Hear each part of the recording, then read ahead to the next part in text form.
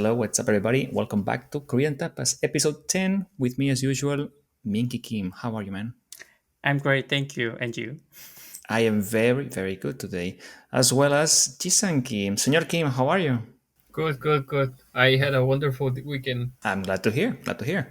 Yep, so today we're going to talk more about Spain and South Korea, and I have a lots of questions about very, I don't know, for me, this is an interesting topic, which is North Korea.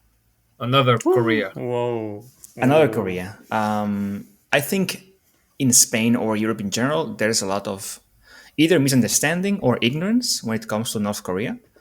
Every time I go to South Korea and I might say, okay, I'm going to Korea or I'm going to South Korea. I don't know, I switch. But every time I tell somebody, okay, I'm flying to Korea, they make a joke out of it and they say, oh, are you going to the north? Be careful, don't go to the north. And stupid things like that, they're very irritating because they really don't understand what's going on up there. And I want to get your insights because, of course, you live there because you've grown with the war and the two countries. So I'm really looking forward to get more out of you guys. So first things first. I mean, when you think about North Korea, what do you think about?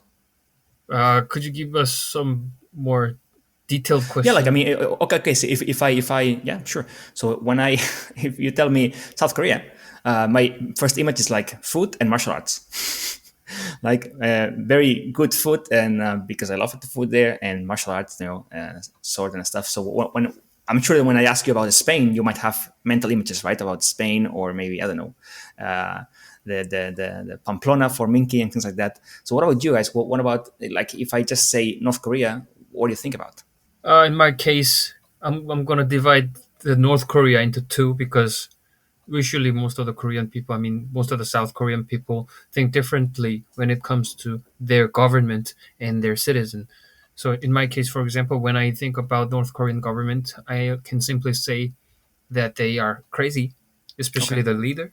Yeah. But however, when we think about, I mean, when I think about the citizen, North Korean citizen, I feel pity. I feel sorry for them. That's like the different emotions that I have toward Yeah. North Korea. Yeah. What about you, Minky? Mm, for saying this one, I think that we should talk about the history of Korea. I mean, how we divided it into two countries. In short, in 1945, Korea got independence from the Japan, our hostile, our one of the people's like one of the hostile country. Not That now, was but the second invasion of Korea from yeah, Japan, right? Second one. I mean, there were a lot of invasion, but the dynastic, the colonization was the first time and the last Okay. time. And after that, the United States and Soviet government got control of Korean Peninsula.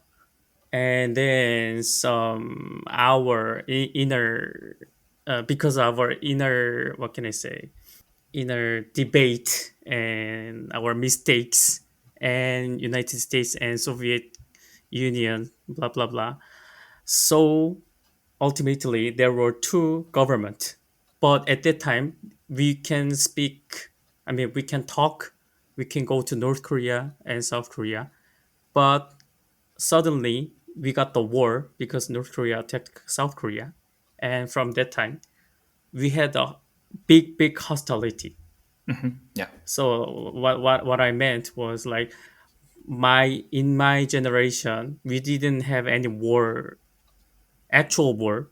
We had a kind of war, what can you say, war alarm, but not actual war. But in the generation of our grandparents, they actually had the war, so they had Right. the for that North Korea is enemy. The reason that I'm talking this one is that we don't have any information of North Korea. Right. For us, what we saw about the North Korea is from the news, like you. But also in the school, I mean, you're already born in the two Koreas, right? And you probably, I mean, you went to school and all those things. And what do they teach you there? What do they, or at home when you look at news and they say North Korea, and you don't know what that is. What do they tell you? According to my vague memory, because I graduated from my high school like more than 10 years ago, probably Oh, so young. I cannot say that the information that I'm gonna give to you is clear, but as far as I remember, in the school they teach what happened. I mean, only the facts. Right. Of course, there might be some other interpretations of the facts happen, but in South Korea, usually the public education does not give us any kind of propaganda as they do in the North. So we just build up our own idea toward North Korea by That's good. ourselves. That's good. Yeah, definitely.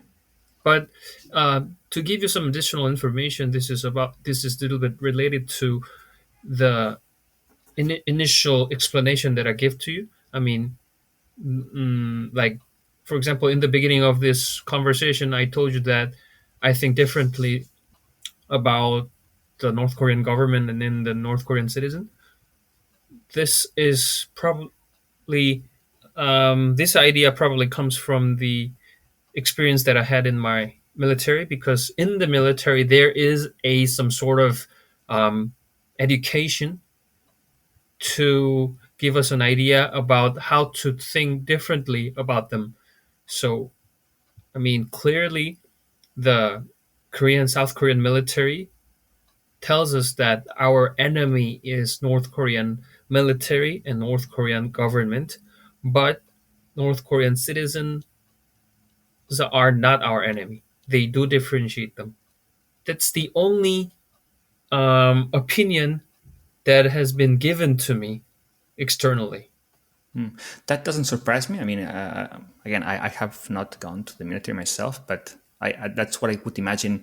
They telling you, okay, the soldiers are the enemy. You have to fight the soldiers if that ever comes to be. But of course, the civilian population, those are not responsible for anything happening, right? They're just suffering from the government and how they treat them that easily. For South Korean, North Korea is kind of a legend or mystery. We never, because we never met North Korean, and we don't have any possibility actually.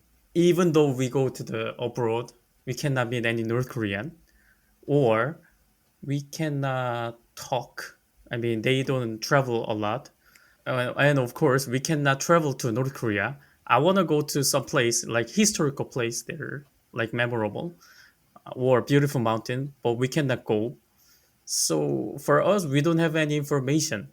Now again, we never met anyone of them. So only the information we got is from the internet, some mysterious thing, some news. Right. So you cannot confirm that what they're telling you is true or false, right? You've Yes, seen it on TV, on the news, and you don't really know what's going on. Like you can imagine, if you have to trust the source that you're reading on or watching. Yeah, I get it. I get it. Yeah. the problem is that Jisang mentioned that we have to differentiate between the citizen and the government, right?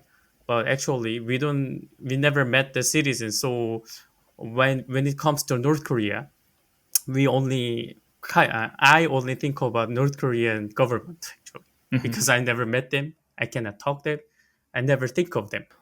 So when I was in South Korea, my travels, I noticed that on signs and banners, you usually guys use the term just Korea. There's no like written South Korea. Of course, sometimes, but usually it's like just Korea, Korea, Korea. And for me, it feels like you guys think of like a one thing, not two countries, right? Well, how do you feel about that? First, I want to mention that just like in Spanish, in Korean as well, the term that we use to the term that we use to mean our country's name is different from that of English. So in Korean, Korea is 대한민국 or 한국. However, we call North Korea 북한, which is like an acronym of 북쪽에 있는 대한민국, which is Korea in the north. So basically, we think Korea as a standard, and the standard belongs here in the south, and what's in the north is like a variation, and the land that has to be united in the future to us. That's like the concept that we have, I guess. Right. Yes, yes, yeah, that's right. I mean, For us, North Korea is, what can I say? It has a paradox in in the law.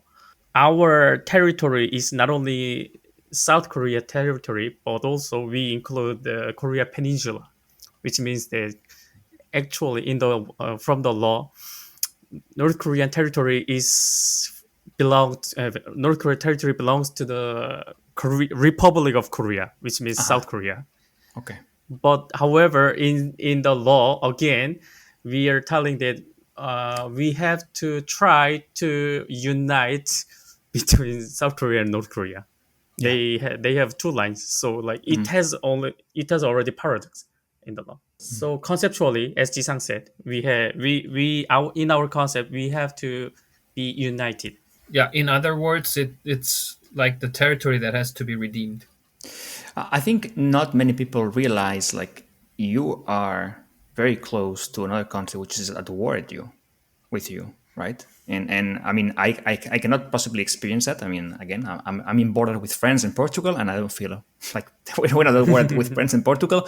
But I want to ask you guys, how do you feel about that? I mean, Seoul is so close to the border, and there's a country up there which is at war with you. But again, I mean, do you feel any sort of fear, or is it because with this many years with quote unquote is it truce, right? There's no actual shootings going on. But how do you feel? I don't know. It's for me it's very uncommon. Actually, we don't care that much, right? I mean, Whoa. Okay. I Okay. So mean, it's normal.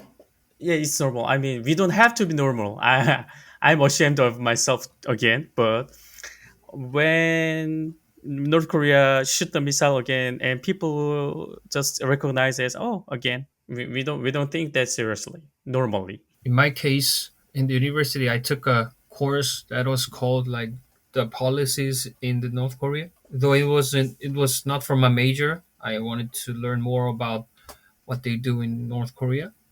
And I clearly remember that the professor taught us that all the actions and all the strategies that North Korean governments take is directly related to I mean, their gains. In other words, they simply don't do anything that will harm themselves.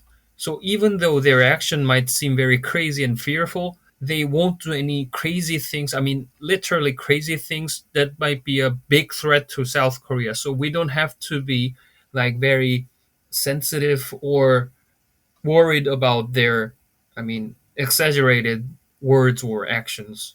Of course, we have to change their attitudes in the long term, but he emphasized that we don't have to be scared about their actions.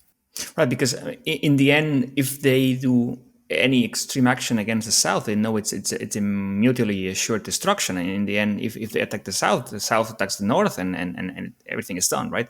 So I guess that's what we are saying, that they will not do anything to compromise their own safety, right?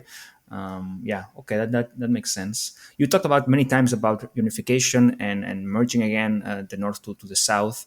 Do you think that will be feasible in your lifetime? Before talking about the unification, we need to talk about the end of the war. Okay. Actually, for in the terms we have armistice, right? Now Korean is period in the period of armistice, which means the pause.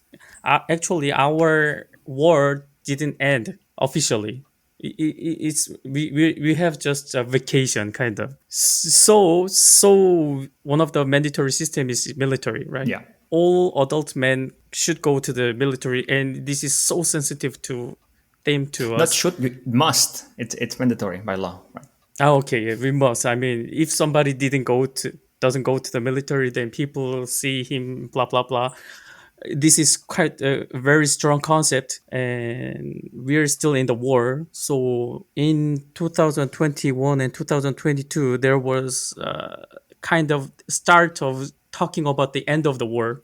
I mean, end declaration, but the discussion didn't continue well. As I know. So I wanna make really. I really wish we can go to achieve to the unification, but before that, I really should. I think that we should go to the end. Definitely, I think it's Sure. Well, we'll not solve it here. We are not experts in foreign policies, but definitely it's a multi-step process, right? It's not just okay. Tomorrow we Yes, will yes. unify for sure. That's clear.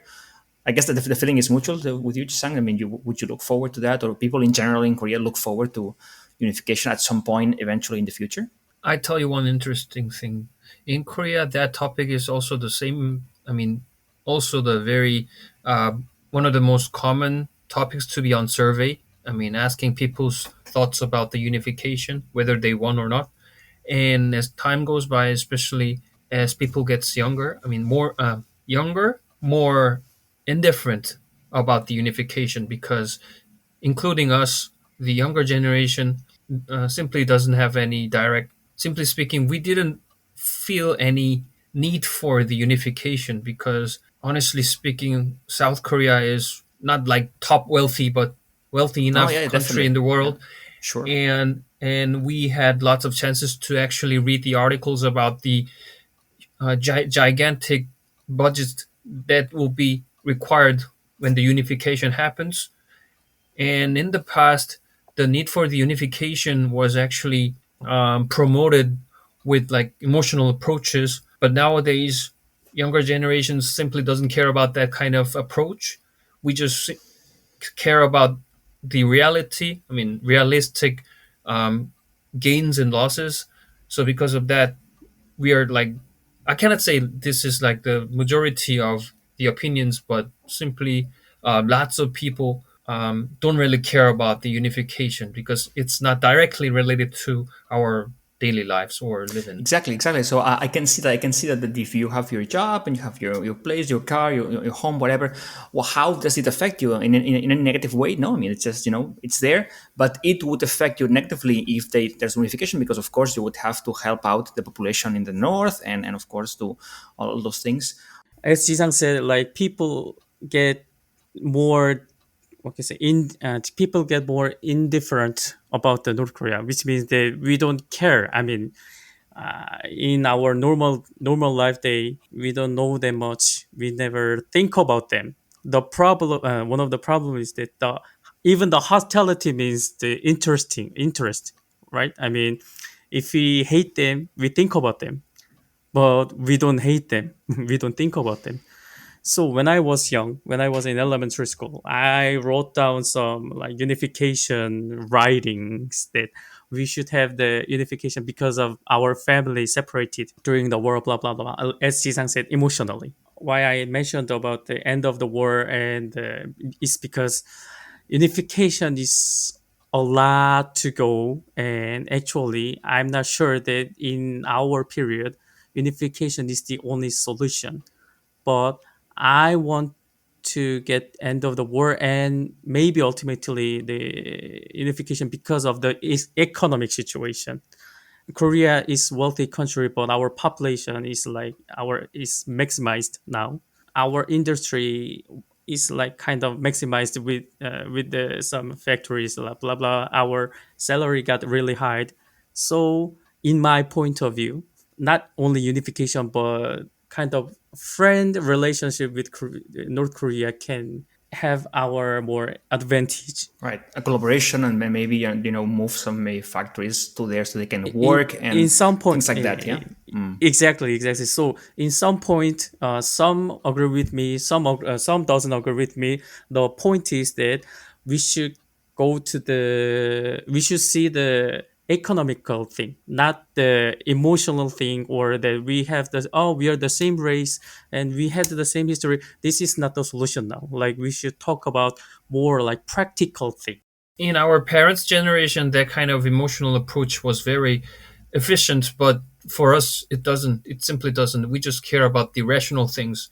So, just like Minky mentioned, the problem is the huge economic gap and, simply speaking, economic benefits that will be probably exist or not. Definitely. I mean, I can see that maybe in your grandparents or parents' generations, they might be like a connection, a human connection in the north, maybe a family. Yes, yes. But now, the more years pass, you will lose those connections. You will maybe you have a great grandfather in the north. You don't know. I mean, it's already dead. Everybody's dead. So you don't really have an emotional connection there. Yeah. You said before that you haven't met anyone from the north, but Joe Minky told me that one actress is from the north, from a famous I don't. TV I show. don't know. I want what I wanted to say is that in the Squid Game, the world's Yeah. most one of the world most viewed TV program now. The role of actress was North Korea. Ah, the I mean, role, not the actress. the role Ah, she escaped from North Korea and she came to the South Korea. That was her role. But I've never met. Did you, Jisang? Actually, I technically it's possible to meet the people from North Korea in some countries to which North Korean people can go. Like for example, Russia or Switzerland, there might be some of the small chances to encounter the people from North. So, and in my case, I went to the North Korean restaurant in Russia, and yeah, and Oh, technically they are all from North Korea, so I had a chance to meet them. But of course, it's impossible to share the deeper conversation with the like the workers in the restaurant, but it's technically possible. there's some North Korean restaurant. It's like what can I say? Their national official income. So like in the Laos, there was North Korean restaurant too. Yeah, but for us, it's not recommended to go there because the majority of their revenues will be simply in the wallets of North Korean government. right. Yeah. Yeah, it's a mixed bag, right? I mean, if you think about the population, but then, of course, if the restaurant's revenue goes to the government, are you helping the population or are you helping the government? It's complicated. What I want to say is that before some reunification or even before the end of the war that I mentioned, I just want to travel. Yeah, that's same for me. Yeah, I want to travel. Like there are some historic place and beautiful mountain. Like we in our concept. But do you think that the country is ready for? I mean, let's say okay, let's say tomorrow the war ends and they open the border. Do you think the country is actually like ready to allow like visitors? Aren't they like because we only see like yeah, is it Pyong? I'm always confused. Pyongyang or Pyeongchang? Pyongyang, right? Pyongyang, Pyongyang. Pyongyang Yang. is Chang is the ski resort. Yes. Sorry. yes. So Pyongyang, we only see what they show us there, which is people very well dressed and the streets are super clean, but they don't show us perhaps the reality, right? But what's behind all that? So do you think that? But the country is maybe it's not ready to accept people at this point. Maybe they need more help than you just traveling with your South Korean ones, trying to. I know why you mentioned it like that, but I don't. What I talked to the when I would talk today, I want to travel. It's not only Pyeongchang and Pyongyang, Of course. but there are some like what can I say, the spiritual mountain which is called Baekdu mountain, or the history place which is called Kaesong. It's like even though they are okay to visit or not, there we need. I need to go to see some kind of history place or the spiritual thing. Like so, like okay, Pyongyang is quite only the city that we can visit and not we the world the traveler of the world can visit and see because it's beautiful and it will be okay. Beautiful but fake But in the end. yeah, maybe fake, but like Baekdu Mountain, Geumgang Mountain, and Kaesong that I wanted to go is not because their facility or something. I like their our like common history or common concepts. So like, like it'll be okay. They have a facility or not. Like if I have the car, it's okay. I don't know. I mean, I don't know if we've painted a good picture of what should somebody from Europe or Spain think about the North. I mean, I'm not sure after these 30 minutes of talking if they have a good picture of what's going on there. Ricard, have you ever had a chance to see some of the videos from the YouTube about North Korean trip? Because there exists a group tour in North Korea. I mean, not for the South Korean people, but I have, yes. I think I've done my due diligence, and I've watched documentaries. I've read blog posts from people who have traveled there because of their, working in animation or working on. There was one guy who was living there because he was like an animator, and of course he couldn't take pictures, but he was drawing, and he made a book out of his experiences there, just with drawings, right, and explain how he would be followed everywhere when he left the hotel and things like that because he wasn't allowed to see things that shouldn't have been seen. Yeah, also like people like hiding small cameras and doing small, trying to do documentaries. But again, it's all very staged. If you go to the capital and they you always have the, as far as I can tell from these documentaries and blog posts, you always have your squad of militaries following you everywhere around, and you cannot go anywhere, and they will show you what they want you to see, right? So in the end, it's a fake representation of the North, and it's hard for somebody outside, at least in Europe, to get an idea of the starving population that might be beyond the city, right? I don't know, but for me, it's sad when I think about the North. It's sad because it's like the government just doing sad episode, you guys. But honestly, at this moment, at this well-developed society, I think the fact that North Korean government is trying to show to the world itself is very old-fashioned and not very good, unlike what they think. So, I mean, that's also the sad thing, I guess. They want to hide their, I mean, dark side, and they want to like present their, I mean, bright side from their perspective, but that bright side itself seems very terrible for us at this well-developed society. That's what I think. I strongly agree with him. So they wanted to communicate with United States for the first time, and they tried to communicate with us with South Korea, and it's kind of change of their policy because it's like what can I say the limit. I think now it's the time to change like their strategy. There's one movie I don't know. Again, I don't know how accurate it is. It's based on true events according to to the movie itself. It's about how's it called? Yeah, it's called Spy Gone North. I don't know if you guys have seen it, but it portrays an agent from the south sent to the north, and the movie is quite a thriller. Like again, I don't know how accurate it is, how he has to adapt and infiltrate the North Korean government to help out, of course, the South in knowing more insight on the North and all the tubes and holes he have to go through. It's quite interesting, the movie. Do you know the title in Korean? Gonjak? 공작, a very good movie. Oh, you've seen it then? It is famous. It's famous. Okay, then I'm on the good track then. If you have Okay. a vouching from Minki and Jisang. Okay. All right, guys. And anything else from your side? This topic is really one of the most difficult topic to say, even in the conversation between Koreans. I keep mentioning that this is my idea, this is what I think, but I try as hard as I can to just deliver the facts. But honestly, in South Korea, lots of people think differently, so probably some of the opinions that I shared might not be so common or true. So As usual, Jisang, I don't expect you to speak for the Korean people. I expect you to speak for yourself, and it's more than fine. I thank you guys for today. I think it's not an easy topic, and I really thank you for sharing with us your view on this complicated topic of the North. No, really, because like Jisang and I, when we lived in Spain, like everybody asked, "Oh, we're from Korea." Like like everybody was asking where. Really? South or See? North? You see what I'm saying? Yeah. Yeah. It was so like from that time, I was like, oh, I should say like South Korea, so they can understand. Like it's not, like say, okay, maybe we should talk more about this topic, so like the other country can think.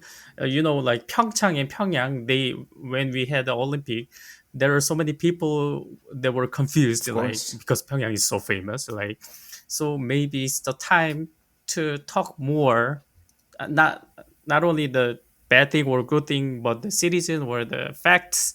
The because South Korea is now one of the most famous country because of speaking. Then we should go to the more abroad and telling our situation correctly. So maybe it's the time to I say agree with more. you. Definitely, we should raise more awareness, and I think we're doing that with this episode in Korean Tapas, raising awareness on the two Koreas and more insights, definitely. All right, guys, I think from my side we can wrap it up and let the listeners ask us any questions in the website. We can, if you have any more questions for Jisang and Minki, please do in the website koreantapas.show. And if not, we thank you again for listening and hope to see you very soon. Bye, guys. 감사합니다. Ciao, ciao.